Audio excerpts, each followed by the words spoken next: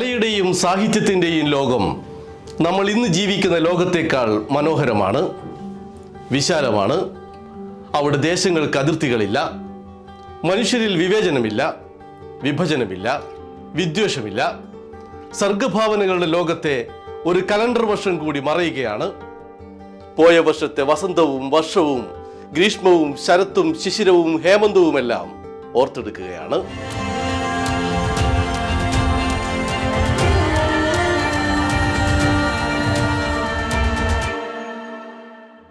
Norwegian എഴുത്തുകാരൻ യോൺ Fosse സാഹിത്യത്തിലെ ഒരു വസന്തകാലമാണ്. സാധാരണ മനുഷ്യരുടെ ദൈനംദിന ജീവിതത്തിലെ അതിസാധാരണമായ സംഗതികൾക്ക് നാടകഭാഷ്യം നൽകിയാണ് യോൺ ഫോസെ ശ്രദ്ധേയനായത്. നോർവേയിൽ നിന്ന് ഹെൻറിക് ഇബ്സന് ശേഷം ലോകമറിയുന്ന ഈ നാടകകാരനെ ന്യൂ ഹെൻറിക് ഇബ്സൻ എന്ന് വിളിക്കുന്നവരുണ്ട്. 2022 ഫോസെ ഇന്റർനാഷണൽ ബുക്കർ പ്രൈസിനുള്ള ചുരുക്കപ്പട്ടികയിൽ ഇടം നേടിയതാണ്. എന്നാൽ ലഭിച്ചതാകട്ടെ 2023 നോബൽ പുരസ്കാരം.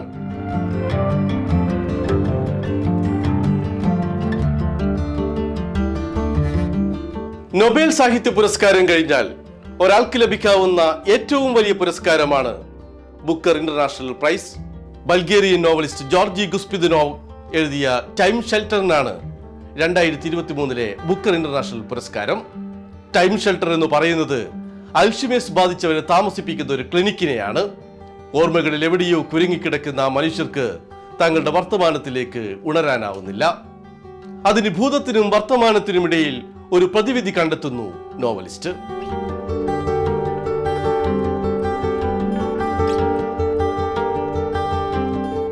സാഹിത്യത്തിലെ അഭിമാന പുരസ്കാരമായ Booker prize Irish novelist Paul ലിഞ്ചിന് ലഭിച്ചതിന്റെ ആഘോഷം തീർന്നിട്ടില്ല. 46-കാരനായ പോൾ ലിഞ്ചിന്റെ 5ാമത്തെ കൃതിയായ പ്രോഫറ്റ് സോങ്ങിനായിരുന്നു പുരസ്കാരം. ബുക്കർ നേടുന്ന 5ാമത്തെ ഐറിഷ് എഴുത്തുകാരനുമാണ് പോൾ ലിഞ്ച്. പ്രോഫറ്റ് സോങ് അഥവാ പ്രവാചക ഗീതം എന്ന നോവലിലെ കഥ നടക്കുന്നത് അയർലൻഡിലാണെങ്കിലും അതൊരു സങ്കല്പദേശമാണ്. ലോകത്തെങ്ങുമുള്ള ജനാധിപത്യ ഭരണങ്ങൾ സ്വേച്ഛാധിപത്യത്തിലേക്ക് വഴിപിഴച്ചു പോകുന്നതിന്റെ ദുരന്തമാണ് പോൾ ലിഞ്ച് നോവലിൽ വിവരിക്കുന്നത്. അയർലൻഡിലെ നാഷണൽ അലയൻസ് പാർട്ടി ഒരു സ്വേച്ഛാധിപത്യ ഭരണമായി മാറുന്നതിന്റെ മറയില്ലാത്ത വിമർശനം. പശ്ചാത്തലം ഒന്ന് മാറ്റിപ്പിടിച്ചാൽ പ്രോഫറ്റ് സോങ് ഇന്ത്യൻ അവസ്ഥയിലും പ്രസക്തമാണ്.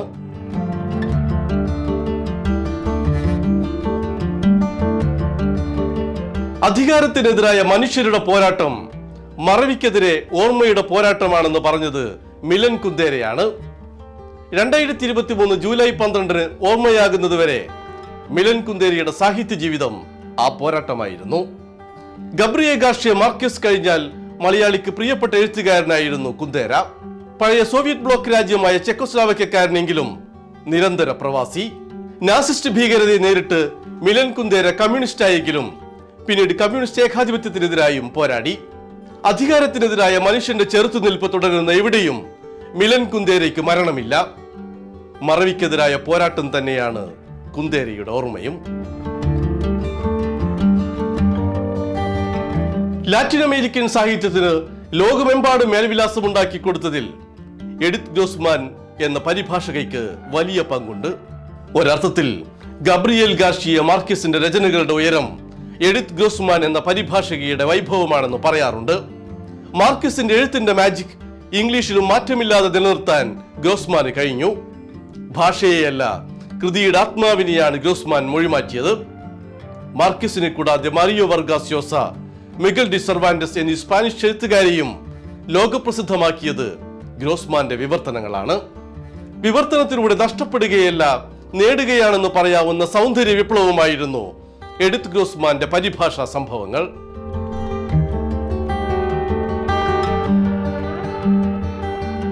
തൊള്ളായിരത്തി പുറത്തിറങ്ങിയ ഹുവാൻ റുൾഫോയുടെ പെഡ്രോ പരാമോ എന്ന നോവൽ ലോക സാഹിത്യത്തിലെ ഒരു സംഭവമാണ്.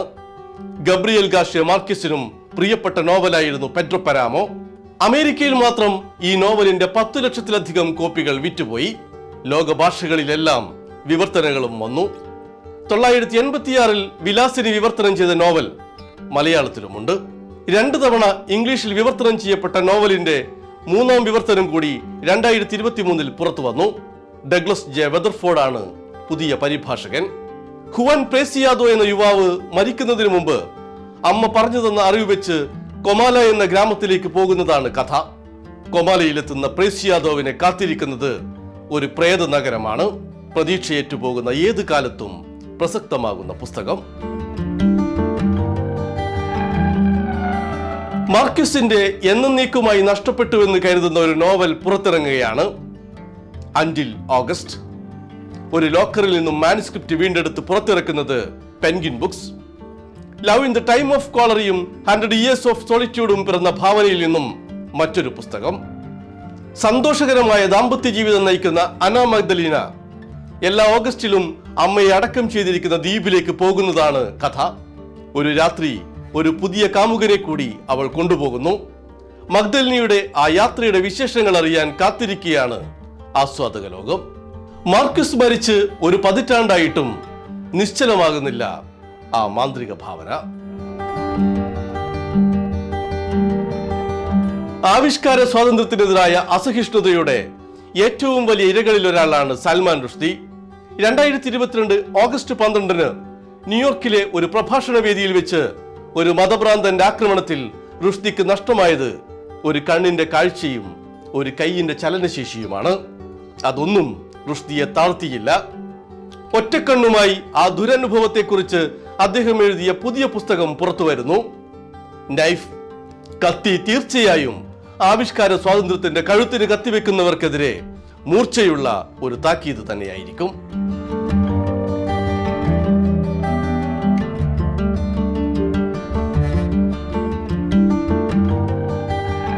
അധികാരം എന്ന നോവലിന്റെ ആമുഖത്തിൽ VKN എഴുതി. വരയുടെ പരമശിവനായ വാസുദേവൻ നമ്പൂതിരി വരച്ച ചിത്രങ്ങൾക്കുള്ള അടിക്കുറിപ്പാണ് ഈ പുസ്തകം. അധികാരമോ ആരോഹണമോ പിതാമഹനോ മാത്രമല്ല, രണ്ടാമൂഴമോ സ്മാരകശിലകളോ മധുരങ്കായതിയോ മയ്യഴിപ്പുഴയോ ആയാലും ആർട്ടിസ്റ്റ് നമ്പൂതിരി വരച്ച വരയിൽ നിർത്തിയതാണ് 6 പതിറ്റാണ്ട് കാലത്തെയെങ്കിലും മലയാള സാഹിത്യ ഭാവന. മലയാളികളുടെ സർഗസാഹിത്യ ചരിത്രത്തിൽ രേഖാചിത്രങ്ങൾ കൊണ്ട് വേറിട്ടൊരു കലാസങ്കല്പത്തിന് അടിത്തറയിട്ട മഹാചിത്രകാരനും 2023 വിട നൽകി.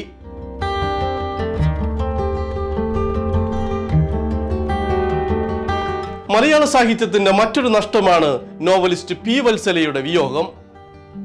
ആദിവാസി ജീവിതത്തിന്റെ അഗാധതകൾ ഇതുപോലെ മനോഹരമായി പ്രതിപാദിച്ച മറ്റൊരു എഴുത്തുകാരിയില്ല. വയനാട്ടുകാരിയല്ലെങ്കിലും വയനാടിന്റെ കഥാകാരിയാണ് വത്സല.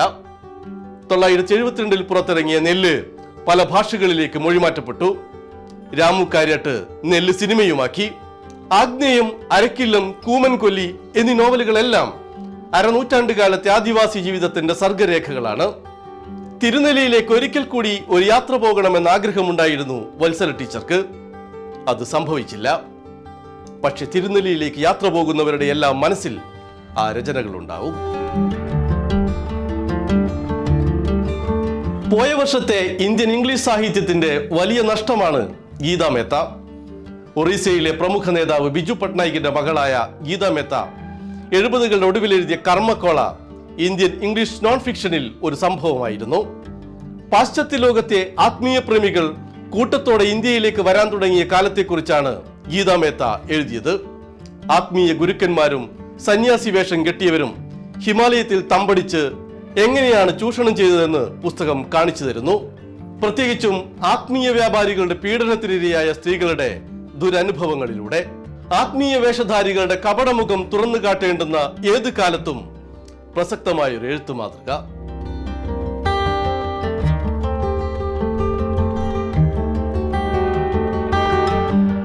എഴുത്തുകാരുടെ വിയോഗം പോലെ പ്രധാനമാണ് അവരെഴുതി അനശ്വരരാക്കിയ കഥാപാത്രങ്ങളുടെ മരണവും. സാറോ ജോസഫിന്റെ ബുധിനി വായിച്ചവരുടെ മനസ്സിൽ ജാർഖണ്ഡിലെ ബുധിനി മജാന് മരണമില്ല. 1959 ദാമോദർ വാലി പദ്ധതി ഉദ്ഘാടനം ചെയ്യാനെത്തിയ ഇന്ത്യയുടെ അന്നത്തെ പ്രധാനമന്ത്രി ജവഹർലാൽ നെഹ്റുവിനെ ഒരു ഹാരമണിയിച്ചു സ്വീകരിച്ച സാന്താൾ പെൺകുട്ടിയായിരുന്നു ബുധിനി മജാൻ. എന്നാൽ മാലയിടുന്ന പുരുഷനെ സ്ത്രീയുടെ ഭർത്താവായി കണക്കാക്കുന്നതായിരുന്നു അവരുടെ ഗോത്രാചാരം. അങ്ങനെ നെഹ്റുവിന്റെ ഭാര്യയെന്ന് മുദ്രകുത്തി ബുധിനിയെ സാന്താൾ ഗോത്രം പുറത്താക്കി. അവർ മരിച്ചുപോയെന്നായിരുന്നു വിവരമെങ്കിലും 2012 ദ ഹിന്ദുവിലെ റിപ്പോർട്ടർ ചിത്ര പത്മനാഭൻ ബുധിനി ജീവിച്ചിരിക്കുന്നുവെന്ന് കണ്ടെത്തി. 2019 സാറാ ജോസഫ് ബുധിനിയുടെ നരക ജീവിതം നോവലാക്കി. ആധുനിക ഇന്ത്യയുടെ വികസന ചരിത്രം അഭയാർത്ഥികളാക്കിയ മനുഷ്യരുടെ ജീവിതമാണ് അക്ഷരാർത്ഥത്തിൽ ബുദ്ധിനി.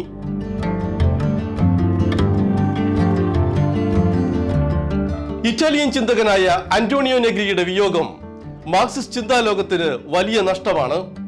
ആൽത്തൂസറിനും മിഷേൽ ഫൂക്കോയ്ക്കുമൊപ്പം തലയെടുപ്പുള്ള ചിന്തകനായിരുന്നു നെഗ്രി. ഇടത് വിപ്ലവ പ്രസ്ഥാനവുമായുള്ള ബന്ധത്തിന്റെ പേരിൽ 1984 നെഗ്രിയെ ഇറ്റലിയിൽ ജയിലിലടച്ചു. പാരീസിലായിരുന്നു പിന്നീട് നെഗ്രിയുടെ തുടർ ജീവിതം. സോവിയറ്റ് യൂണിയന്റെ തകർച്ചയ്ക്ക് ശേഷമുള്ള ഇടതാശയക്കുഴപ്പങ്ങൾക്കുള്ള ഉത്തരമായിരുന്നു അന്റോണിയോ നെഗ്രി. മൈക്കിൾ ഹാർട്ടുമായി ചേർന്ന് നെഗ്രി എഴുതിയ എംപയർ എന്ന പുസ്തകം 20ാം നൂറ്റാണ്ടിലെ കമ്മ്യൂണിസ്റ്റ് മാനിഫെസ്റ്റോ എന്നാണ് അറിയപ്പെട്ടിരുന്നത്. പുതിയ സാമ്രാജ്യത്വങ്ങളെക്കുറിച്ചും ജനസഞ്ചയ രാഷ്ട്രീയത്തെക്കുറിച്ചും ആഴത്തിൽ ചിന്തിച്ച അന്റോണിയോ നെഗ്രിയെ മലയാളികൾക്ക് പരിചയപ്പെടുത്തിയത് പ്രൊഫസർ ബി രാജീവനാണ്. ഇന്ത്യയിലെ കർഷക സമരം നെഗ്രി ചൂണ്ടിക്കാണിച്ച ജനസഞ്ചയ രാഷ്ട്രീയമാണെന്നാണ് രാജീവൻ മാഷ് നിരീക്ഷിക്കുന്നത്.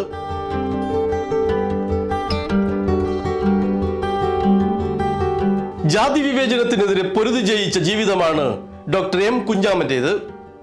KR നാരായണന് ശേഷം ദളിത് സമൂഹത്തിൽ നിന്നും ഉയർന്നു വന്ന സാമ്പത്തിക ശാസ്ത്ര പ്രതിഭ. തന്റെ മരണത്തിന് ആരും ഉത്തരവാദിയല്ലെന്ന ചെറു കുറിപ്പെഴുതി വെച്ച് ഡോക്ടർ കുഞ്ഞാമൻ വിട പറഞ്ഞപ്പോൾ കേരളത്തിന് നഷ്ടമായത് ഇടതുപക്ഷ രാഷ്ട്രീയ ചിന്തയും ദളിത് വിമോചന ചിന്തയും ഉയർത്തിപ്പിടിച്ച ഒരൊറ്റയാൻ വിപ്ലവകാരിയെയാണ്. കുഞ്ഞാമന്റെ മരണശേഷം വലിയ തോതിൽ വായിക്കപ്പെടുകയും ചർച്ച ചെയ്യപ്പെടുകയുമാണ് അദ്ദേഹത്തിന്റെ ആത്മകഥ എതിര്. എച്ചിലിലകളെടുത്തും എച്ചിൽ ഭക്ഷണം കഴിച്ചും ജീവിക്കേണ്ടി വന്ന തന്റെ കുട്ടിക്കാലത്തെ അപമാനങ്ങളെ വിദ്യാഭ്യാസം കൊണ്ട് എങ്ങനെയാണ് മറികടന്നതെന്ന് കുഞ്ഞാമൻ ആ പുസ്തകത്തിൽ എഴുതുന്നു.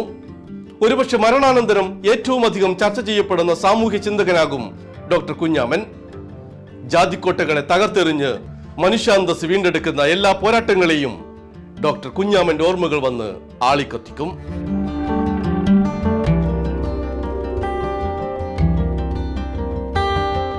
അടിച്ചമർത്തപ്പെട്ട ജനതയുടെ പോരാട്ടത്തിന്റെ വാക്കും തോക്കുമായിരുന്നു ഗുമ്മടി വിറ്റൽ റാവു എന്ന ഗദ്ദറിന്റെ കവിതകൾ. ആന്ധ്രയിലെ പീപ്പിൾസ് വാർ ഗ്രൂപ്പിന്റെ സാംസ്കാരിക പോരാളിയായിട്ടാണ് ഗദ്ദർ അറിയപ്പെട്ടിരുന്നത്.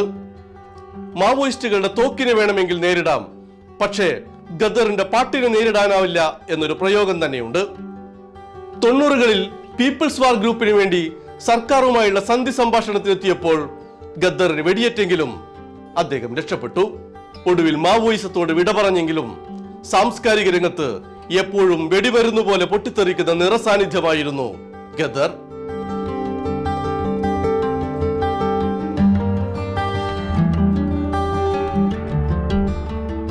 പ്രൊഫസർ CR ഓമനക്കുട്ടൻ മാഷും ഇനി അദ്ദേഹത്തിന്റെ വിദ്യാർത്ഥികളുടെയും സുഹൃത്തുക്കളുടെയും ഓർമ്മകളിലൂടെ ജീവിക്കും.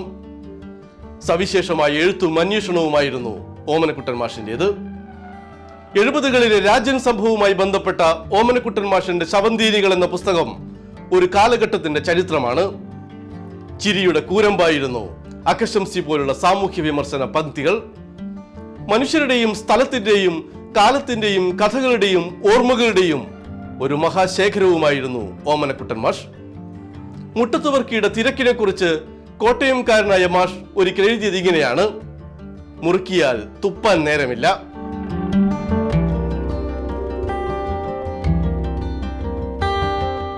മലയാള നാടക ചരിത്രത്തിലേക്ക് 2023 സംഭാവനയാണ് ദീപൻ ശിവരാമന്റെ ഉപറോയി. 127 വർഷം മുമ്പ് ജീവിച്ച ആൽഫ്രഡ് ജാരിയുടെ ലോകപ്രശസ്ത നാടകത്തിന്റെ കാലിക പ്രസക്തമായ അവതരണം.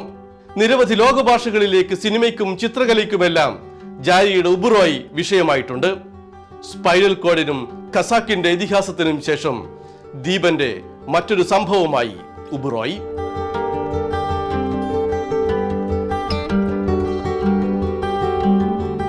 വയലാർ അവാർഡ് ശ്രീകുമാരൻ തമ്പിക്ക് എന്ന് കേൾക്കുന്നത് പോലെ മനോഹരമായൊരു വാർത്തയില്ല. വയലാർ ഒരു വരി എഴുതിയാൽ അതേ ഭംഗിയിൽ രണ്ടാമത്തെ വരി എഴുതാനാവുന്നയാൾ ശ്രീകുമാരൻ തമ്പിയാണെന്ന് തോന്നാത്തവരുമുണ്ടാവില്ല. തമ്പി സാറിന്റെ എത്രയെത്ര പാട്ടുകൾ നമ്മൾ വയലാറിൻ്റെതായി തെറ്റിദ്ധരിച്ചിട്ടുണ്ട്. ഹൃദയ സരസിലെ പ്രണയപുഷ്പമേ ഇനിയും നിൻ കഥ പറയൂ എന്ന് പാടിയതുപോലെ ശ്രീകുമാരൻ തമ്പി സ്വന്തം ജീവിത കഥ പറയുന്നതാണ് ജീവിതം ഒരു പെൻഡുലം എന്ന ആത്മകഥ. ചെറുകാടിന്റെ ജീവിതപാതയ്ക്ക് ശേഷം മലയാളത്തിൽ എഴുതപ്പെട്ട ഏറ്റവും മികച്ച ആത്മകഥകളിൽ ഒന്നിനെ വയലാർ അവാർഡ് തേടിയെത്തിയില്ലെങ്കിലാണ് അത്ഭുതം.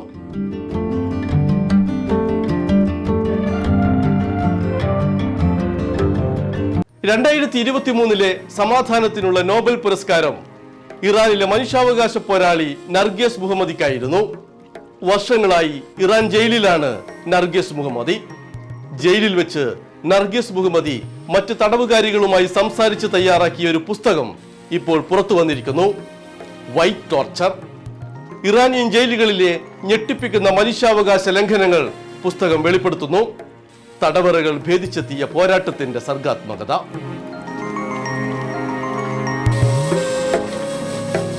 മയ്യഴിപ്പുഴയുടെ കഥാകാരന്റെ പുതിയ നോവൽ നിങ്ങൾ 2023 മലയാള ഭാവനയുടെ മാറ്റുകൂട്ടുന്നു.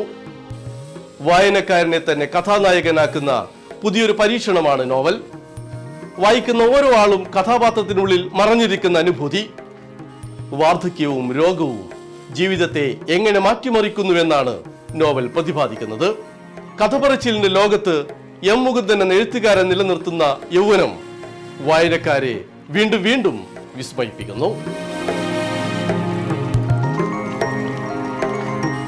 രാഹുൽ ഗാന്ധി ഇന്ത്യയുടെ പ്രധാനമന്ത്രിയാകുമോ? നമുക്കിപ്പോൾ ഒന്നും പറയാനാവില്ല. രാഹുൽ ഇന്ത്യയുടെ പ്രധാനമന്ത്രിയാവാൻ യോഗ്യനാണെന്ന് ആദ്യം പറഞ്ഞത് ലോകപ്രസിദ്ധ സാമ്പത്തിക ശാസ്ത്രജ്ഞനായ അമർത്യ സെൻ ആണ്. യോഗ്യനല്ലെന്നാണ് ഗാന്ധിയെക്കുറിച്ചും നെഹ്റുവിനെ കുറിച്ചും വലിയ പുസ്തകങ്ങൾ എഴുതിയിട്ടുള്ള പ്രസിദ്ധ രാഷ്ട്രീയ ചരിത്രകാരനായ രാമചന്ദ്ര ഗുഹ പറയുന്നത്. അതെന്തായാലും രാഹുൽ ഗാന്ധിയെക്കുറിച്ച് പെൻഗ്വിൻ പ്രസിദ്ധീകരിച്ച strange burdens the politics and predicaments of Rahul Gandhi 2023 വലുതായി വായിക്കപ്പെട്ടൊരു പുസ്തകമാണ്. ഇന്ത്യൻ രാഷ്ട്രീയം രാഹുലിന്റെ വഴിക്ക് വരുമോ എന്നറിയില്ല.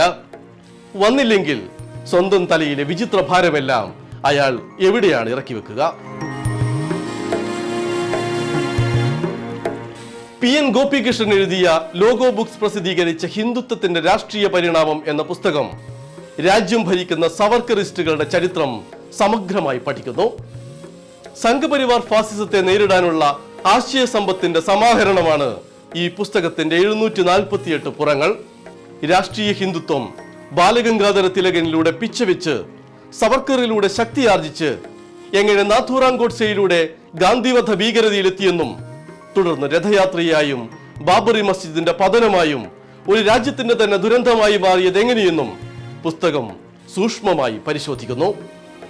ഹിന്ദുത്വം 2024 അധികാരത്തിലെത്താൻ കിണഞ്ഞു ശ്രമിക്കുമ്പോൾ ശക്തമായ രാഷ്ട്രീയ പ്രതിരോധമാകും ഹിന്ദുത്വത്തിന്റെ രാഷ്ട്രീയ പരിണാമം.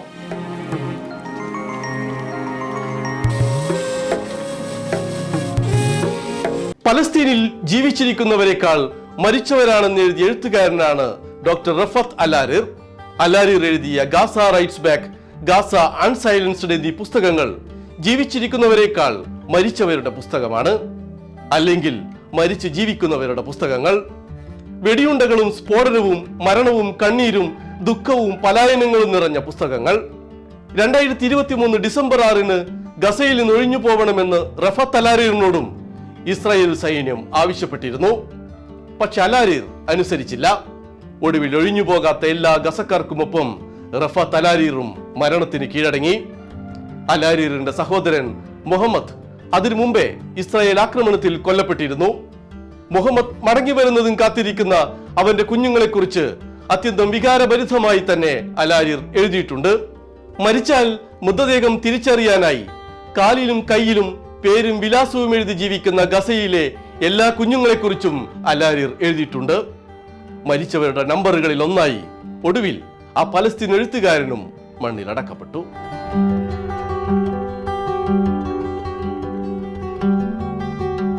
ഇസ്രായേലിന്റെ ദുഷ്ടതകളെ കവിതകൾക്ക് പിടിച്ചുകെട്ടാനാവില്ല. എങ്കിലും ഗാസയിലെ യുദ്ധമുനമ്പിലും ലോകമെങ്ങുമുള്ള യുദ്ധവിരുദ്ധ മുന്നേറ്റങ്ങളിലെല്ലാം പോയ വർഷം ഉച്ചത്തിൽ മുഴങ്ങിയത് മഹ്മൂദ് ദാർവിഷിന്റെ കവിതകളാണ്. പാലസ്തീന്റെ ദേശീയ മഹാകവിയാണ് ദാർവിഷ്. 942 ഗലീലിയോ താഴ്വരയിൽ പിറന്ന നാൾ തൊട്ട് പലായനത്തിന്റെ പീഡ മനസ്സിലും ശരീരത്തിലും ഏറ്റുവാങ്ങിയ ദർവീഷ് ലബനിലേക്ക് നാടുകടന്ന് യാസർ അറഫത്തിനൊപ്പം PLO കെട്ടിപ്പടുത്ത പോരാളിയാണ്. 2008 ആ പലായന ജീവിതം അവസാനിച്ചെങ്കിലും അവസാനിക്കാത്ത പോരാട്ട വഴികളിലെല്ലാം ദർവീഷ് ഇപ്പോഴും പരന്നൊഴുകുന്നു. ദർവീഷിന്റെ 2 വരി കവിത ഇങ്ങനെയാണ്: എല്ലാവരെയും പോലെ ഞങ്ങളും പുറപ്പെട്ടു പോയി, എല്ലാവരും എല്ലായിടങ്ങളിലും തിരിച്ചെത്തി, പക്ഷെ എവിടെയും ഞങ്ങൾ മാത്രം തിരിച്ചെത്തുന്നില്ല.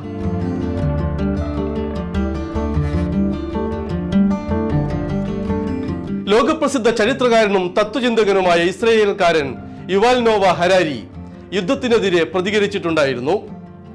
പരിപൂർണമായ അവ്യവസ്ഥയും അരാജകത്വവുമാണ് നടക്കുന്നതെന്ന് അദ്ദേഹം തറപ്പിച്ചു പറഞ്ഞു. യുദ്ധം അവസാനിപ്പിച്ചില്ലെങ്കിൽ ലോകത്ത് സമാധാനം അപ്രത്യക്ഷമാകുമെന്നും മുന്നറിയിപ്പ് നൽകി. നല്ല കാര്യം. പക്ഷേ തന്റെ ലേഖനത്തിൽ എവിടെയും ഇസ്രായേൽ എന്നോ അധിനിവേശമെന്നോ പരാമർശിക്കാതിരിക്കാൻ അദ്ദേഹം പ്രത്യേകം ശ്രദ്ധിച്ചു. മനുഷ്യവംശത്തിന്റെ ചരിത്രമെഴുതിയ എഴുത്തുകാരൻ പലസ്തീനിലെ മനുഷ്യ സമൂഹത്തെക്കുറിച്ച് കേട്ടിട്ടേയില്ലെന്ന് തോന്നും.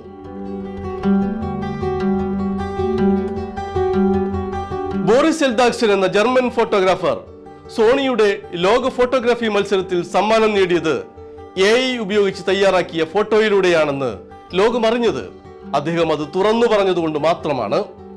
ബുദ്ധിയും വിവേകവും രക്തവും മാംസവുമുള്ള മനുഷ്യർക്ക് പകരം AI റോബോട്ടുകൾ ലോകത്തെ നിശ്ചയിക്കുമെന്ന് കലാലോകം വലിയ അമ്പരപ്പോടെ കേട്ട നിമിഷമായിരുന്നു അത്.